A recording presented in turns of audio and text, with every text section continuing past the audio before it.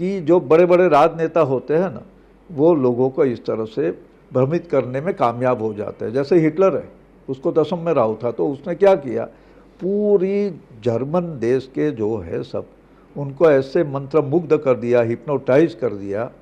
नमस्कार, जय श्री राम, जय श्री कृष्ण। हमारी YouTube चैनल में आपका स्वागत है। हमारे इस वीडियो को लाइक करें, हमारी चैनल को सब्सक्राइब करें और ये वीडियो को ज़्यादा से ज़्यादा शेयर कीजिए, ताकि आपके स्नेही मित्रों तक सही जानकारी पहुंचे और सही मार्गदर्शन मिले। अगर आपको हमारा ये वीडियो पसंद आता है, उससे कोई अच्छी जानकारी मिलती है और आपको अच्छी फीलिंग आती है, तो स्क्रीन पर दिए गए QR कोड पे अपना योगदान अवश्य दीजिएगा। काश्यप गुरुजी इंस्टा लाइव में आप सबका हार्दिक स्वागत है।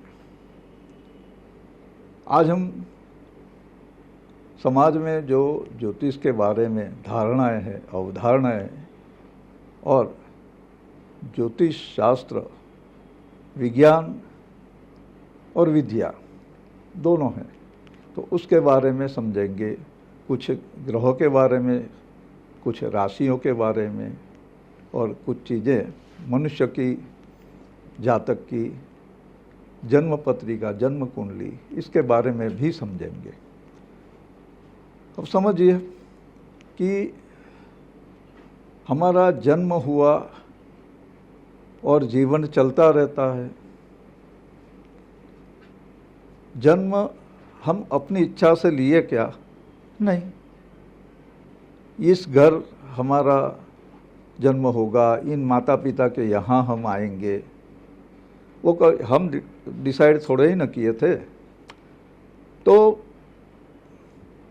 उसी तरह से बहुत सारी चीज़ें जो है जिसके बारे में हमें पता नहीं है और हम सोचते रहते हैं, ख्याल आते हैं हमें कि ये घटना ऐसे क्यों हुई, हमारा जन्म इस घर में, इस माँ बाप के वहाँ क्यों हुआ, वहाँ होना चाहिए था कोई बड़े धनाढ्य के वहाँ। तो समझिए कि ये हमारा जो देह है, अपने शास्त्रों में बताया गया है कि यथा पिंडे सो ब्रह्मांडे, यानी आपका जो पूरा देह है, पिंड है, उसमें ब्रह्मांड की प्रतिकृति है, ब्रह्मांड है इसमें। तो ब्रह्मांड में तो हम जानते हैं बहुत सारे तारागण है, बहुत सारी उल्का है, बहुत सारे वो गैलेक्सीज है, और हम जहाँ है ये पृथ्वी, हाँ, द अर्थ, मदर अर्थ, उसके इर्द गिर्द बहुत सारे अवकाशी पिंड है, ग्रह है। अच्छा, हमारे ऋषि मुनियों ने देखा कि मानव देह और ग्रह वैसे दोनों अलग मिट्टी के नहीं है। हाँ, क्यों?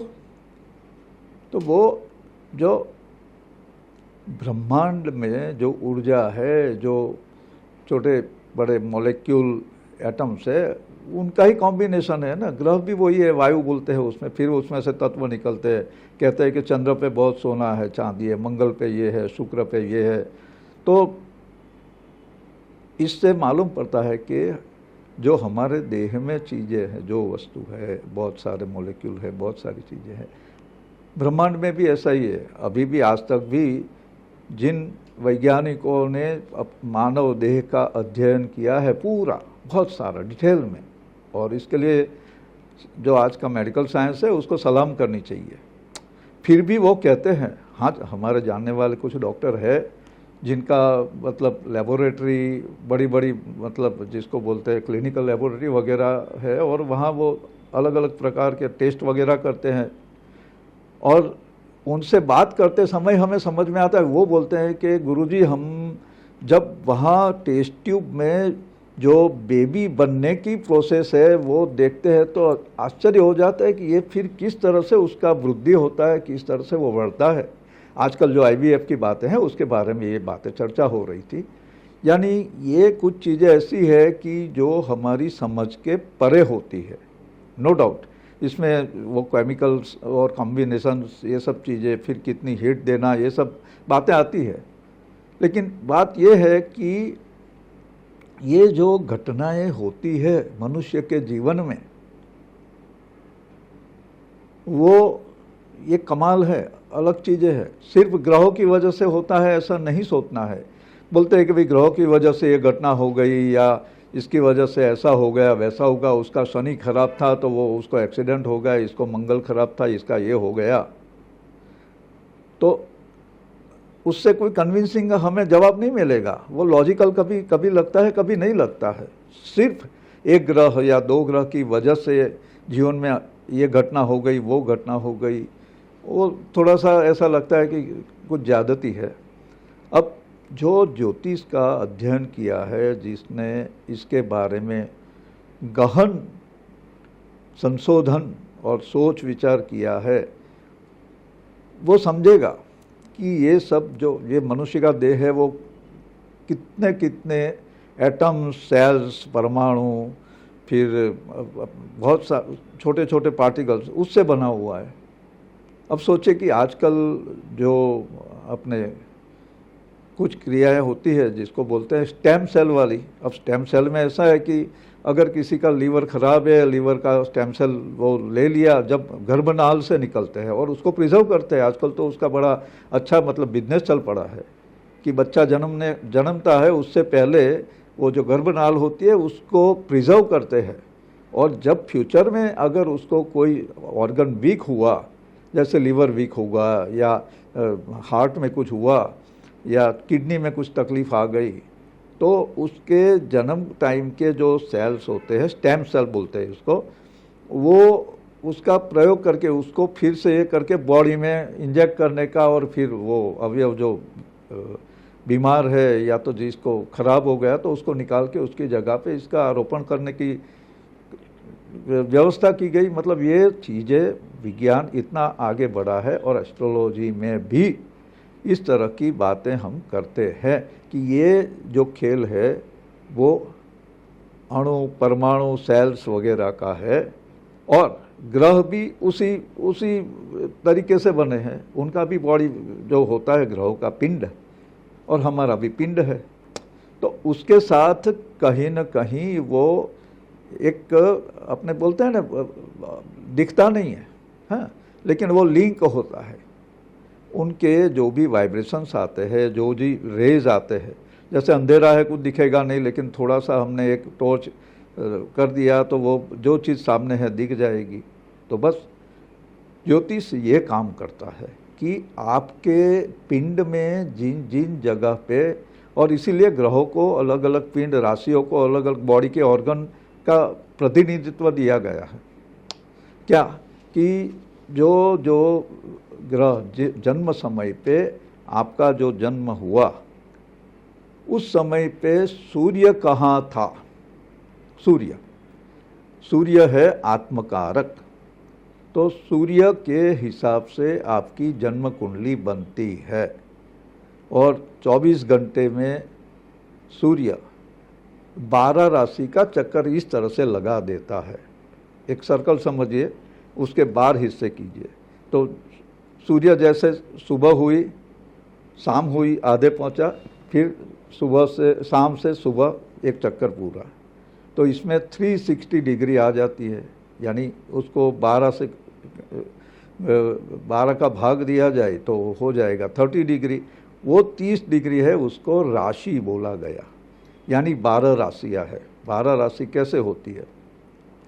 मेष, वृषभ, मिथुन, कर्क, सिंह, कन्या, तुला, वृश्चिक, धन, मकर और कुंभ, और लास्ट में मीन राशि। अब ये जो ग्रह अवकाश में घूमते हैं वो ये राशि मंडल में, राशि चक्र में उनकी स्थिति रहती है। हर एक राशि का अलग अलग गुण है, हर एक राशि का अलग अलग प्रभाव है, यानी स्थान विशेष। जैसे कि आप उत्तर ध्रुव पे जाते हो, वहाँ बर्फीला होगा बहुत, मतलब आपको -, डिग्री में टेम्परेचर रहेगा, वो भूमि है। अच्छा, फिर आप गोबी या सहरा के डेजर्ट में चले गए, हाँ, तो वहाँ इतनी गर्मी होगी कि आप मतलब रह ही नहीं सकते। वैसे कुछ जंगलों में चले जाओ, अमेजोन के जंगल है, वहाँ आपको इतनी नमी लगेगी कि मलेरिया हो जाएगा। मतलब ये स्थान विशेष का प्रभाव है। इसी तरह से अवकाश में जब ग्रह भ्रमण करते हैं तो जो जो एरिया है उस हिसाब से उनके अंदर वो जो प्रभाव आता है वहाँ का, वो एरिया का, मतलब वाइब्रेशंस होते हैं, उसको रेडिएशन भी बोल सकते हो आप। तो बात यह है कि ये प्रभाव लेके वो रिफ्लेक्ट करते हैं पृथ्वी पे। वो जो वेव्स आते हैं वो दिखते नहीं है हमें। आज हम समझते हैं जैसे आसमान में सैटेलाइट लगाए हुए हैं और सैटेलाइट से यहाँ आपको सीधा मोबाइल पे संदेश आ जाता है, मैसेज आ जाता है, अलर्ट आ जाता है। आज समझ सकते हैं, आज से 50-100 साल पहले नहीं समझते थे, तब ये सब बातों को बकवास बोला जाता था। आज हम समझते हैं कि ये चीज़ें ऐसे नहीं थी, ये विज्ञान इतना उन्नत है और हमारे जो ऋषि मुनि इन्होंने इसमें इतना ज़्यादा इतना संशोधन किया है, ध्यान वगैरह लगा के पूरे बॉडी की यात्रा वो करते थे। अंतर यात्रा बोलते हैं उसको। हम अपने कई भी जानने वालों को बोलते हैं कि जब अपने शरीर के प्रति आपने जागृत होना है तो आपको कौन सा ग्रह कहाँ आपके बॉडी में क्या प्रभाव डाल रहा है वो भी समझ में आएगा। उसके लिए योग निद्रा वगैरह जो योग की क्रियाएं होती है वो करनी चाहिए। योग निद्रा के बारे में हमने कईयों को बताया है कि आप शरीर को रिलैक्स करके शवासन में चले जाइए और शांति से आधा घंटा रिलैक्स हो जाइए और अपने बॉडी की अंतर यात्रा कीजिए। जो भी अंदर अपने ऑर्गन्स है, हाँ, हेड हो गया, ये हो गया, ये हो, पूरा बॉडी, तो एक एक करके उनको देखिए आप। ग्रहों को समझना है तो पहले अपने शरीर को समझना है। हाँ, जो लोग ज्योतिष का अध्ययन करना चाहते हैं उनसे तो हमारा यही निवेदन है कि आप पहले देह के बारे में समझिए। देह जैसे हमने बताया, सूर्य आत्मकारक, यानी आपका जो बॉडी बनेगा, आपका जो प्रभाव दिखेगा, आपके शरीर का स्ट्रक्चर जिसको बोलते हैं हम, कंकाल अंदर का, वो सूर्य के अधीन होता है। अब सूर्य यानी वो तो राजा है ग्रह मंडल में, उससे ही वैसे साइंस बताता है कि सूर्य से ही सभी ग्रह निकले हुए हैं। अब चंद्र जो है वो दूसरी भी चीज़ है। चंद्र जो है सेकंड माना जाता है, वो चंद्र को मन का कारक माना गया है। सूर्य आत्मा कारक है, सूर्य आपकी ताकत है, सूर्य आपको ओजस वीर्य देता है। आपका शौर्य का जो शो करना होता है वो आपका प्रभाव और लोगों के साथ आपका जिस तरह से इंटरेक्शन होता है, ये सब पे सूर्य का प्रभाव रहता है। आपका सत्ता जो होती है, आपके पास पावर होता है, वो सूर्य के हिसाब से आप यूज़ करते हैं। चंद्र मन का कारक है, माता का कारक है। चंद्रमा मनसो जाता, ऐसे बोला गया है। तो ये जिस जातक का चंद्र अगर शुभ है तो वो अपनी माता के अच्छे गुण और तंदुरुस्ती दोनों प्राप्त करेगा। तो ये चंद्र वाइट है, सफ़ेद, शीतल है, शांत है, साता देने वाला है। हाँ? मन को शांति या अशांति दोनों चंद्र देता है।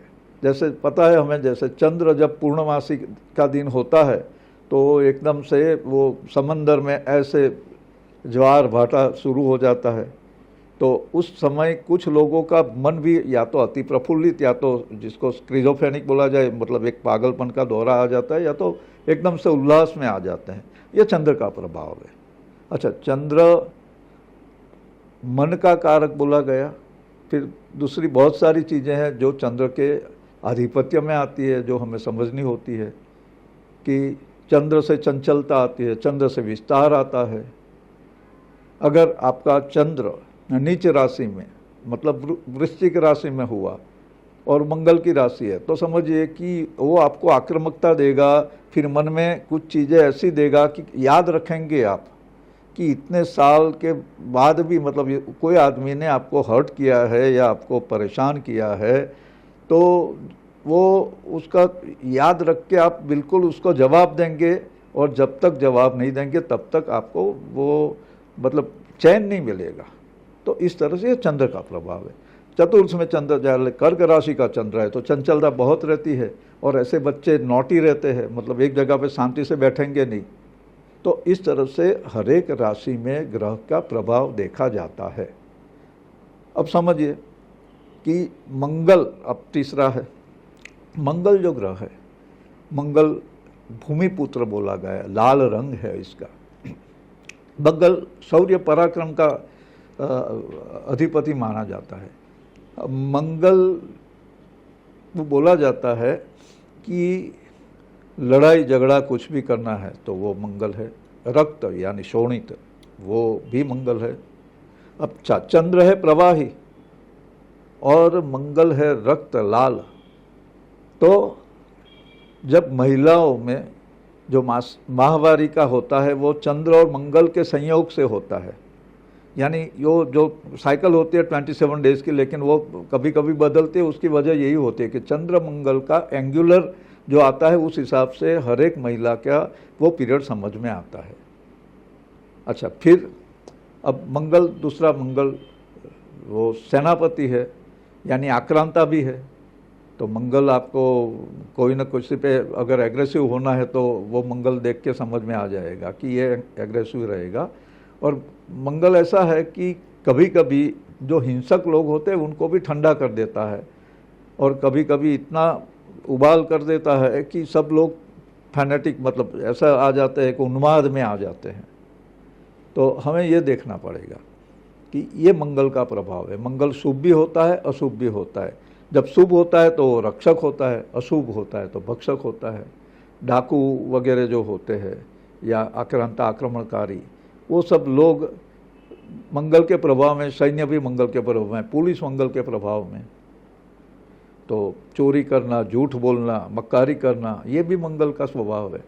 तो मंगल कौन सी राशि में किस जगह पे आपकी कुंडली में है उस हिसाब से पता चलेगा। अब बुध है, बुध को समझिए। बुध यानी बुद्धि ऐसा बोला जाता है, ठीक है। लेकिन बुध का प्रभाव क्या है? बुध आपको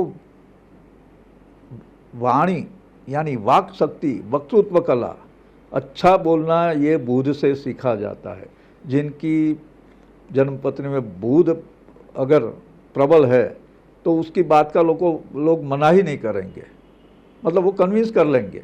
जिनका बुध प्रभावशाली है, बुध का आधिपत्य वाणी के स्थान पे या कर्म स्थान पे, लाभ स्थान में, ये जगह पे होगा तो समझिए कि वो मार्केटिंग में तो वो एक्सपर्ट होगा ही होगा, लेकिन अपनी बात मनवाने में भी रहेगा। अच्छे अच्छे जो वकील बड़े बड़े होते हैं उनका बुध बड़ा पावरफुल होता है। हालांकि दूसरे ग्रह भी देखे जाते हैं, लेकिन बुध का ये प्रभाव है। बुध है तो वो मेमोरी पावर देता है, आपकी जो याद शक्ति है उसको टॉनिक देने वाला ग्रह बुध है।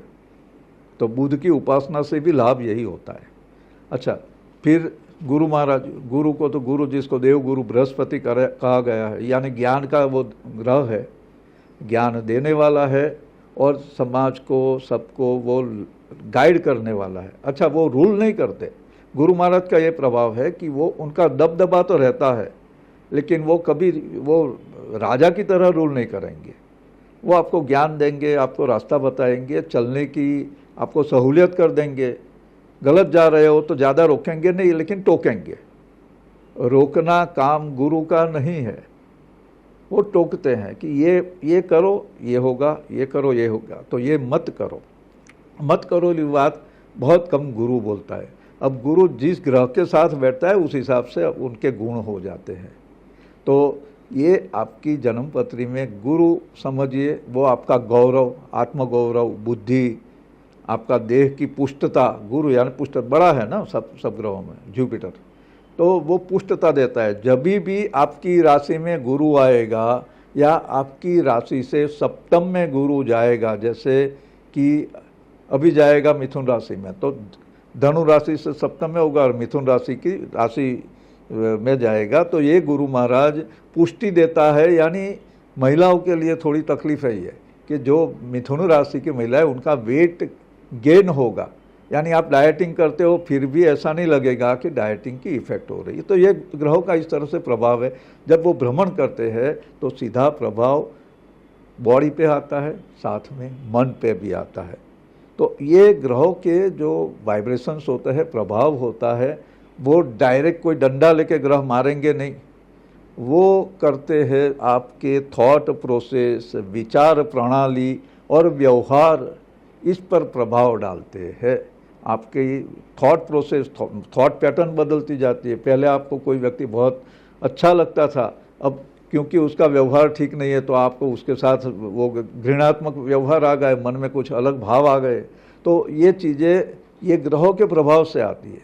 ये आपकी सोच को बदलने का काम, आपके व्यवहार को बदलने का काम इस ग्रहों के हिसाब से होता है, क्योंकि उस हिसाब से आपके बॉडी, आपके ब्रेन, उसके जो एटम्स, सेल्स वगैरह जो होते हैं वो इस तरह से काम करते हैं और प्रभाव डालते हैं। अच्छा, फिर गुरु महाराज के बाद आ गए शुक्र। अब शुक्र को तो सौंदर्य का ग्रह माना गया है, जैसे किताबें भी इंग्लिश में आई है, man are from Mars and women are from Venus. तो शुक्र जो है वो कला, सौंदर्य, नाटक, फिल्म, शोबाजी, ये सब चीज़ों का प्रतिनिधित्व करता है। अच्छा, साथ में शुक्र जो पुरुष होता है उसके लिए अपनी पत्नी, स्त्री या अपनी प्रेयसी, इसके बारे में निर्देश देता है। अच्छा, गुरु जो है वो स्त्री के लिए पति कारक माना गया है। मतलब जब कोई महिला की, कोई लड़की की कुंडली में देखना है गुरु कहाँ है, उस हिसाब से उसका पति कैसा मिलेगा, कैसा रहेगा, ये मालूम पड़ जाता है। गुरु पर किस ग्रह का प्रभाव है नवमांश वगैरह में, तो उससे मालूम पड़ेगा कि उसका पति कैसा रहेगा, पति का व्यवहार का रहेगा, या उसके पति का कुटुंब, परिवार कैसा होगा। ये सब चीज़ें अपने कन्या की कुंडली में, महिला की कुंडली में गुरु से मालूम पड़ती है। अच्छा, शुक्र से ये स्त्री वाला मालूम पड़ता है कि कन्या कैसी मिलेगी, किसी का शादी होगी कि नहीं होगी। अच्छा, शुक्र यानी वो स्पर्म की कितनी घटता है वो दिखाता है। मतलब इसके हिसाब से फर्टिलिटी देखी जाती है। अगर किसी की जन्मपत्री में, जन्म कुंडली में शुक्र छठे स्थान में है तो ऐसा बताया जाता है कि उसको सब वैभव मिलेंगे, लेकिन संतानोत्पादक शक्ति थोड़ी क्षीण रहेगी। उनको दवाई लेने से ही ये फर्टिलिटी डेवलप होती है। अच्छा, ऐसे कई लोग होते हैं कि जिनको ये मालूम नहीं होता और नॉर्मल में होता है कि नहीं हमारे बच्चे नहीं होते, ये नहीं होता, तो उनको शुक्र का प्रभाव देखना चाहिए और शुक्र के हिसाब से ही आगे जो पुरुष में, शुक्र यानी वीर्य, एक शब्द उसका, शुक्र का एक मीनिंग ये भी है संस्कृत में, तो वो पता चलता है। तो शुक्र की आराधना, उपासना, जब बच्चे के बारे में तकलीफ होती है, वैसे गुरु की उपासना करवाते हैं, लेकिन शुक्र का प्रभाव भी देखा जाता है। फिर है शनि महाराज। शनि महाराज जो है वो आयुष्य के कारक है। शनि महाराज न्यायाधीश है। शनि महाराज का आधिपत्य मजदूरों पर है, वर्कर्स पर है, दरिद्रता पर है, संकोचशीलता, वो जो कंजूसाई आती है, इंसान जो होता है, हाँ, कंजूस मक्खी चूस बोलते हैं, तो वो शनि के प्रभाव में आते हैं।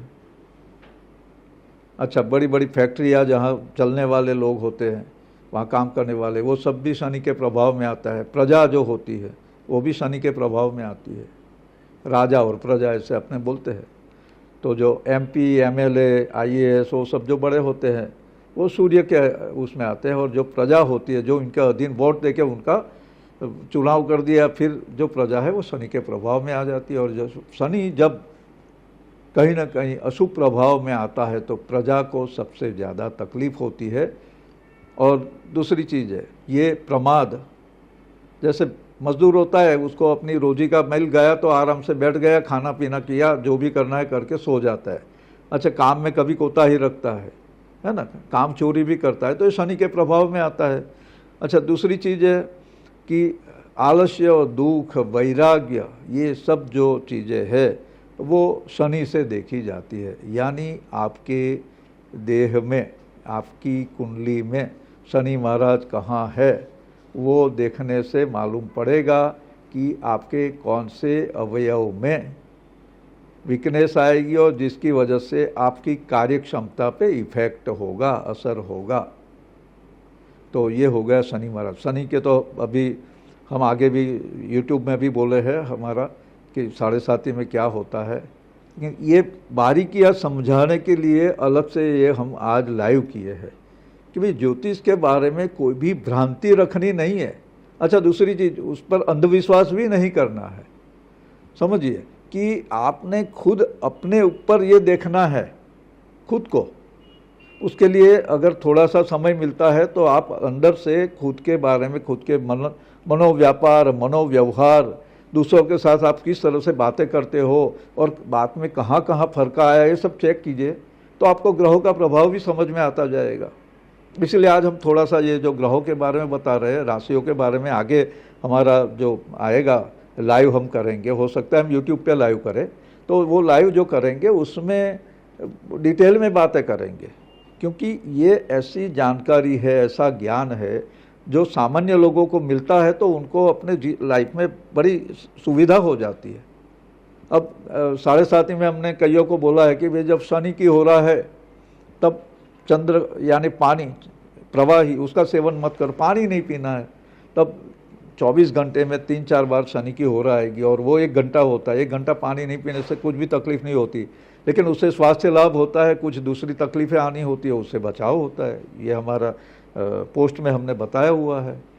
अच्छा, शनि महाराज की बात करते थे हम, तो शनि महाराज तो न्यायाधीश है, सबको न्याय देने वाले हैं, तो कर्मों का फल का हिसाब शनि महाराज देते हैं। अब राहु और केतु, राहु केतु क्या है? वो कोई पिंड नहीं है, लेकिन सूर्य और चंद्र दोनों का जो एंगुलर जो होता है उसके नोड यानी पॉइंट है जहाँ पे क्रॉस होती है उनकी तेज।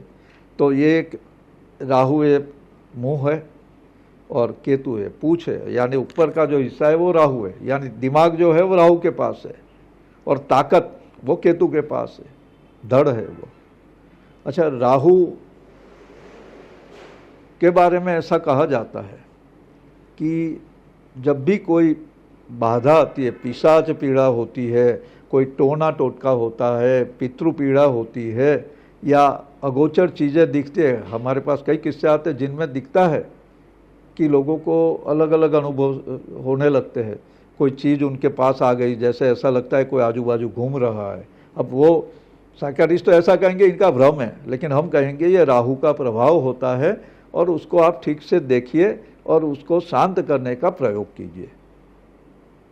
अब जो चीज़ें आपको समझ में आएगी तो उसको समझिए, नहीं आती उसका मतलब वो नहीं है, ऐसा नहीं होता। आज से 50-100 साल पहले कोई बोलता कि भाई ये हम ऐसे ही बात कर रहे हैं, हाथ में मोबाइल लेके बात कर रहे हैं, तो बिना वायर के बात होती है, ऐसा वो पॉसिबल नहीं, वो सोच भी नहीं सकते थे कि नहीं भाई टेलीफोन करना है तो वायर तो होगा, तभी तो वायर के बगैर जाएगा कैसे मैसेज। तो अभी ये विज्ञान इतना आगे आया तो हमारी समझ में चीज़ें आती है। इसी तरह से ये ज्योतिष को विद्या, विज्ञान, कला जो भी आप कहे, अध्ययन करना होता है, उस पर फोकस करना होता है, तभी जाके ये समझ में आएगा। तो राहु का ये प्रभाव ऐसा है कि आपको भ्रमित करता है। राहु जैसे वो देवताओं की उसमें बैठ गया था पंगत में, लाइन में, और भगवान से अमृत ले लिया, ठीक है, समझ में आ गया, मोहिनी रूप लोके उसको मतलब शिरच्छेद करके अलग कर दिया। फिर भी क्योंकि अमृत लिया था तो उसका जो नीचे का धड़ का हिस्सा है वो केतु बन गया। अब केतु को बोला जाता है वो मोक्ष कारक है, केतु को ध्वजा भी बोला गया है। यानी केतु अगर किसी ग्रह के साथ बैठ गया, समझिए वो काम, बड़े बड़े काम करेगा, वो ग्रह के रिलेटेड जो होता है वो। तो केतु मोक्ष कारक माना गया है। केतु की जो शक्ति है वो दिखती नहीं है, वो अंदर से आता है, अंदर से। राहु वो भ्रम है, जो नहीं है वो दिखाता है। यानी जिनको राहु का शुभ प्रभाव मिलता है वो लोगों को बड़ी बातें करके, अच्छा, और ऐसी ऐसी प्लान बनाएंगे, बताएंगे, और फिर वो एक बार कुछ ना कुछ इकट्ठा करे लेकर चंपत हो जाएंगे, ये हो सकता है। और दूसरा है कि जो बड़े बड़े राजनेता होते हैं ना, वो लोगों को इस तरह से भ्रमित करने में कामयाब हो जाते हैं। जैसे हिटलर है, उसको दशम में राहु था, तो उसने क्या किया, पूरी जर्मन देश के जो है सब उनको ऐसे मंत्र मुग्ध कर दिया, हिप्नोटाइज कर दिया, और इस तरह से जो भी नरसंहार वो बात की बात है, लेकिन वो एक ऐसी सत्ता दिलाता है, राहु एकाधिकार दे देता है। तो जिनका राहु प्रभावशाली है उनको चाहिए कि अपना डोमिनेशन ज़्यादा न रखे, क्योंकि बाद में वो राहु गिराता है। तो राहु का प्रभाव इस तरह से समझना होता है। अच्छा, इसी तरह से ऐसा बोला गया है कि ग्रहों का भगवान विष्णु के जो अवतार है उसके साथ भी रिलेशन है। ये ग्रहों की एनर्जी, शक्ति लेके भगवान ने अवतार लिए थे। तो उसमें ऐसा बोला जाता है कि सूर्य का जो शक्ति थी उससे अपना भगवान का ये अपना राम अवतार हुआ, चंद्र से कृष्ण का अवतार हुआ, फिर मंगल से नृसिंह अवतार हुआ है, बुध से बुद्धावतार हुआ है, गुरु से वामन अवतार, फिर शुक्र से परशुराम भार्गव का अवतार है। अब समझिए कि शनि से हो गया कूर्मावतार, कूर्म कच्छप, और राहु के तेज से वराह अवतार हुआ, और केतु का याना से, केतु के प्रभाव से मत्स्य अवतार हुआ, मतलब केतु के अंश से। तो भगवान ने इस तरह से अपनी शक्तियों का ये प्रभाव दिखाया है। और ये पुराण ग्रंथ इसलिए बने गए जिसमें सृष्टि की उत्पत्ति और सर्ग वगैरह है, लेकिन उसमें जो स्तोत्र वगैरह दिए गए उसका पाठ अगर किया जाए फोनेटिक, तो वो ग्रहों का शुभ प्रभाव मिलता है। जैसे शनि का अशुभ चल रहा है प्रभाव अभी, तो आपने ये करना है कि शनि का जो प्रभाव है तो उसको बैलेंस करने के लिए कूर्म पुराण का पाठ किया जाता है। राहु का प्रभाव जो है वो ठीक करना है तो आपको वराह पुराण का पाठ करना चाहिए। अच्छा, ये चक्रों के साथ रिलेटेड योग वाले जो है, जिनको योग में इंटरेस्ट है, तो उनको भी हम बता देते हैं कि भाई मूलाधार चक्र जो है वो बुध के कंट्रोल में है। यानी अगर मूलाधार चक्र खराब है तो बुध खराब है, या तो बुध खराब है तो मूलाधार चक्र खराब होगा। अच्छा, स्वादिष्ठान चक्र में गड़बड़ है, समझिए शुक्र खराब है। मणिपुर जो है नाभि में आता है, मणिपुर चक्र, वो सब षट चक्र की बात है ये। तो मणिपुर जो है वो सूर्य के प्रभाव में, यानी सूर्य की गड़बड़ होगी तो मणिपुर खराब होगा। अनाहत जो है, यहाँ पे अनाहत जो चक्र है वो मंगल के प्रभाव में है। आज्ञा चक्र वो गुरु के प्रभाव में है। और सहस्रार चक्र के बारे में कहा जाता है वो न्यायाधीश शनिदेव के प्रभाव में है। हाँ, ठीक है। अच्छा, एक और बात हम समझते हैं, अब ये अंतिम छोर में आ गए हैं। हम आपको ये बताते हैं कि हमारी यूट्यूब चैनल को आप सब्सक्राइब करें, या हमारे ये वीडियो को ज़्यादा से ज़्यादा फॉरवर्ड कीजिए, और अपने दोस्तों को बताइए कि ये अपने जो स्नेही है उनको भी, कि ये जानकारी से आपको बड़ा लाभ होगा। हमारी चैनल को फिर से एक बार कहते हैं सब्सक्राइब करना न भूलें। यूट्यूब में देखिए, यूट्यूब में आगे हमारे दूसरे वीडियो भी आने वाले हैं। दूसरी बात, अब जो 10 महाविद्या के बारे में, तंत्र विद्या की बात है, मंत्र और तंत्र। तो मंत्रों का प्रभाव तो हम जानते हैं, मनना त्रायते मंत्र, आपको बोलते रहना है। जो बोलते हैं कि मानसिक जाप करते हैं 100 गुना लाख गुना फल मिलता है, भाई पहले अपने मन को स्थिर करो, यानी उसको पहले अंदर आना चाहिए। आप एक गाना गुनगुनाते हो, 50 बार गुनगुनाते हो, बाद में एकदम से मन में चालू हो जाता है। तो इस तरह से मंत्र का होता है, पहले मंत्र गुनगुनाइए, मंत्र बोलना है, उच्चारित करना है, तभी जाके आगे जाके मतलब कुछ संख्या में उसके जाप होने के बाद वो मानसिक जाप का फल मिलता है, क्योंकि तब मन उसमें रम जाता है। तो मंत्र का उच्चारण ही करना है, मन में बोलना नहीं है। बोलते हम मानसिक जाप करते हैं, अरे भाई मानसिक कैसे, 10 विचार चलते हैं मन में, क्या मतलब है मानसिक जाप का। इससे अच्छा है कि आप थोड़ा सा, चाहे 10 बार बोलिए, लेकिन उच्चारित कीजिए। गायत्री मंत्र है ओम भूर्भुवः स्वः, ऐसे कूड़ा बोलना है। हाँ, माया मंत्र है, बीज मंत्र है, भुवनेश्वरी का मंत्र है ओम ह्रीम नमः, बोलिए, ऐसे मंत्र बोलना है और मंत्र का प्रभाव दिखता ही है। वैसे तो हमें मालूम है, बताने में कोई हर्ज नहीं है, कि शिव महिम्न स्तोत्र में बोला गया है कि अघोरा ना परो मंत्र, मतलब अघोर मंत्र से ऊपर का कोई मंत्र नहीं है, लेकिन लोगों को पता ही नहीं है कि ये कौन सा मंत्र है। अच्छा, जो इसके ज्ञाता है वो जानते हैं कि ये शिव जी का एकदम से उच्च कक्षा का मंत्र है और वो पूरे अस्तित्व में वो फैल जाता है और आपको इतनी शक्ति देता है, इतनी ऊर्जा देता है कि आप बाकी कोई भी मंत्र जब भी करते हो तो बहुत जल्दी वो आपको सिद्धिदाता हो जाते हैं। इसीलिए अघोरा ना परो मंत्र ऐसा कहा गया है, नहीं कि भाई वो उसके ऊपर कोई मंत्र नहीं है, लेकिन ये अगर मंत्र आपने किए हैं तो मंत्र का जल्दी फल मिले और आपको आत्मसात होता है। इसलिए शिव महिम्न स्तोत्र में पुष्पदंत के मुख से बुलाया गया है कि अघोरा ना परो मंत्र। अच्छा ठीक है, अब 10 महाविद्या की बात कर लेते हैं जाते जाते कि सूर्य को प्रसन्न करना है। ये गुवाहाटी में जो कामाख्या शक्तिपीठ है वहाँ पे ये 10 महाविद्या के मंदिर है।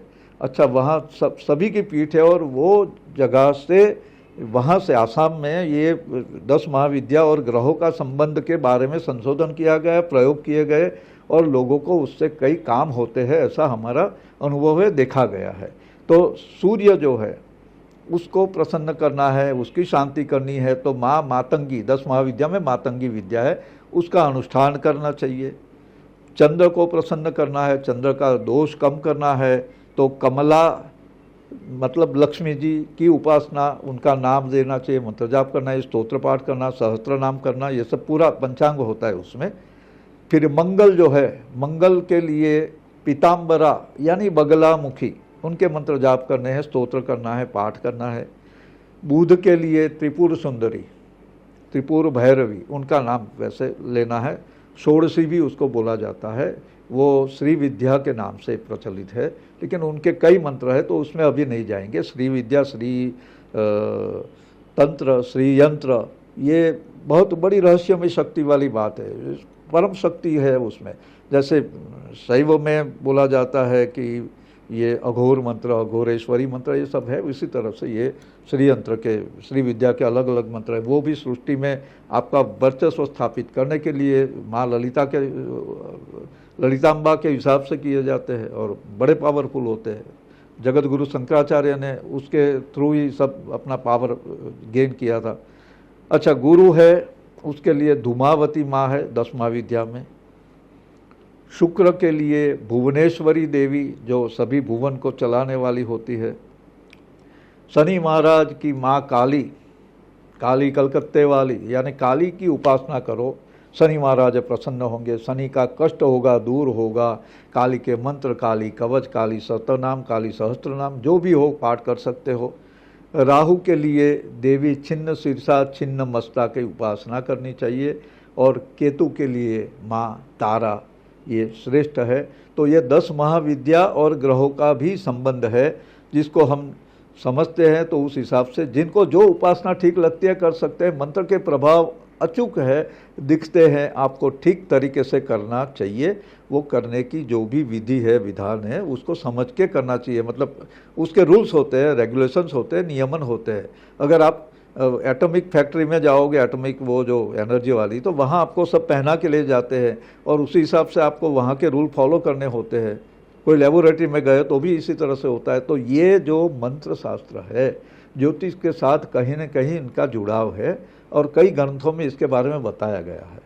तो हमें भी इसी तरह से, चलो भाई बैठ गए हम तो चलते चलते फिरते फिरते भी जाप करते, ऐसा नहीं है। जब अनुष्ठान करना है, संकल्पित वे में कुछ फल चाहिए तो आपने संकल्पित बैठ के संकल्प लेके नियमनकारी जो उसके रूल्स है उस हिसाब से करना चाहिए। उसके यज्ञ हवन वगैरह, उसमें जो द्रव्य लगते हैं उसका भी प्रयोग उचित मात्रा में करना चाहिए और वो करने से ही आपको अच्छा फल मिलेगा।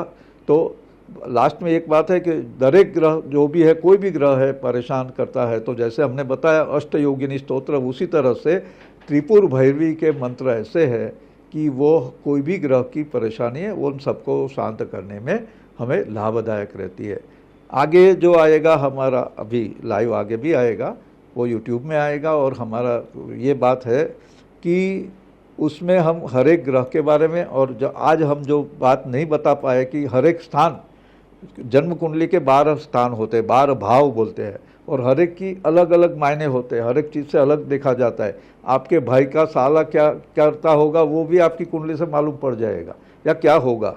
अभी आपके नाना के भाई ने, यानी आपके नाना के भाई ने कुछ अलता गलत किया होगा और उसकी वजह से आपकी परेशानी, तो वो भी आपका चार्ट से पता चलता है। यानी ये चीज़ें हमारे अंदर उनके अंश होते हैं ना, तो वो जब प्रिडोमिनेंट हो जाते हैं, जग जाते हैं, तभी ये फल मिलते हैं। आपके दादा के भाई ने कुछ गलत किया होगा तो वो आप पे आ सकता है, लेकिन कब? जब वो राहु का प्रभाव दिखेगा तब। इसको पितृपीड़ा, पिशाच बाधा कहते हैं। तो जब आप कहीं कोई, मतलब आपके पुरखों ने कुछ गलत किए होंगे तो उसका फल आप पे आता है, तो आपको समझ में नहीं आएगा कि हम में क्यों आ रहा है। अरे भाई, आपके अंदर उनके अंश पड़े हैं, वो जब जागते हैं तब जाके परेशानी आती है। आपके थॉट भी इस तरह से चेंज होते हैं। तो समझना है कि ज्योतिष शास्त्र, मंत्र शास्त्र, तंत्र शास्त्र, बहुत सारी गूढ़ विद्या है। जैसे वो अपने अंक शास्त्र जिसको बोलते हैं, न्यूमरोलॉजी है। फिर दूसरा है अंग का लक्षण देखते हैं, ये यहाँ तिल है, ये है, तो उसका भी भविष्य में कथन किया जाता है, भविष्य कथन के लिए उपयोगी होते हैं। फेस रीडिंग करते हैं लोग। कोई भी विद्या ऐसी नहीं है जो भविष्य के बारे में बताती है और वो गलत है, ऐसा नहीं सोचना है। हाँ, हो सकता है उसका जो प्रयोग करने वाला, उसका इंटेंशन क्या है उसके पर रहता है। अच्छा, तो वो आपको अगर भ्रमित करता है तो आपको समझ में आ जाएगा, क्योंकि आप खुद भी समझदार होते हैं ना।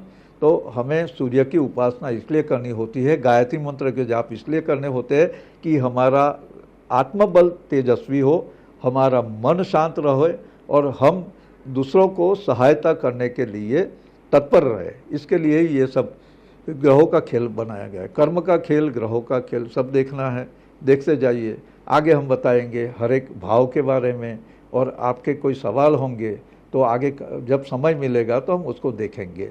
लेकिन इस तरफ से आगे लाइव हमारा कुछ कुछ दिनों के अंतराल में आता रहेगा, उसका नोटिफिकेशन सबको मिलता रहेगा। धन्यवाद।